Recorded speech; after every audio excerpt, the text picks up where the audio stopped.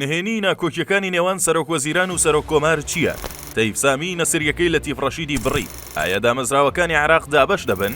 لە دوای ناکۆکی نێوان ئەنجومەنی دادوەری عێراق و دادگای فیدراڵی ناکۆکی کەوتە نێوان سەرۆکوەزیران و سەرۆککۆماری عێراقەوە. لە نوێترین پێشهاتیشدا سەرۆککۆماری عێراق سکاڵای لەسەر سەرۆکوەزیران تۆمار کرد. هەفتەی پێشوو چەند پەرلەمانتارێک دۆسیەی گەنجەڵی کۆمپانیای ئایکیوی کوڕی لەتیف ڕەشید سەرۆککۆماری عێراقیان جوڵاند. هەر شەوی ڕابردووش فراکسیۆنی فراتینی کە فراکسیۆنەکەی محەممەد شیع سوودانیا بەیاننامەکەی لەسەر پرسی موچەی هەرێم بڵاو کردەوە و بە ناڕاستەوخۆ هەرێمی تۆمەتبار کرد بەوەی ئاسانکاری بۆ چارەسەری کێشەی موچە ناکات. هەفتەی پێشووش تەیب سامی وەزیری دارایی بڕیاری ڕاگررتنی نەسریە سەرۆککۆماری داوە کە سەرود 10 ملیار دیناری مانگانەیە. لە پێش ئەم ململانێ و ناکۆکیانەوە ئەوەی دەگوزارێت بریتیە لە دابەشبوونی هێزە سیاسیەکانی عێراق بەسەر هاوکێشە هەرێمی و نێودەوڵەتیەکاندا. سوودانی پێی وایە بەشێکی لایەنەکان لی کەوتونەتە تەقە و لە ئێستاوە شەڕی پێدەفرۆشن و ئاستەنگی بۆ دروستەکان تا نەبێتەوە بە سەرۆکوەزیران. بەڵام پێشتر پارتی و بارەکەی بەرزانی گڵۆپی سەوزیان بۆ هەڵکرد کە پشتگیری دانانەوەی دەکەن.